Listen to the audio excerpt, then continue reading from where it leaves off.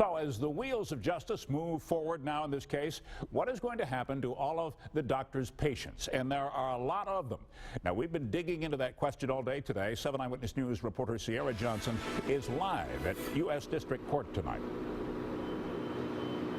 Keith, Dr. Eugene Gosy appeared here in Buffalo in front of a judge, and as you mentioned, he is out on bail. But now the focus shifts to the patients. He reportedly has 10,000 patients, and now where are those patients going to go? We did receive calls from Erie County residents who are patients of Dr. Gosy asking where they can go for additional care. In the days after Williamsville-based pain management physician Dr. Eugene Gosy was indicted on more than 100 charges, the question now, what happens to his patients? The office was closed once again today, workers posting an apology on their voicemail and website. But Dr. Gosy, who was ordered to surrender his DEA license to prescribe regulated medicine, has as many as 10,000 active patient files. First of all, for those individuals that have been followed by Dr. Gosy in receiving medication, I really encourage them to take action before they run out of their pain medication prescription. The Erie County Health Commissioner says patients without a pain management physician need to contact a primary care physician to receive a recommendation. But Dr. Gail Burstein says this situation could serve as a new beginning for some.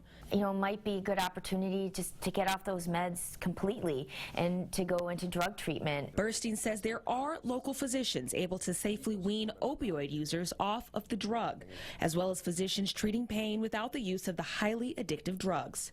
The approach that we take for these, what we consider to be benign types of conditions, non-cancerous types of situations, is that we will not use opiates. The CEO of Dent Neurologic, Joseph Fritz, says the non-opiate policy has been in place for a long time and that several of Gosy's patients have contacted them. In the meantime, Fritz believes this is a crisis impacting the entire Western New York community.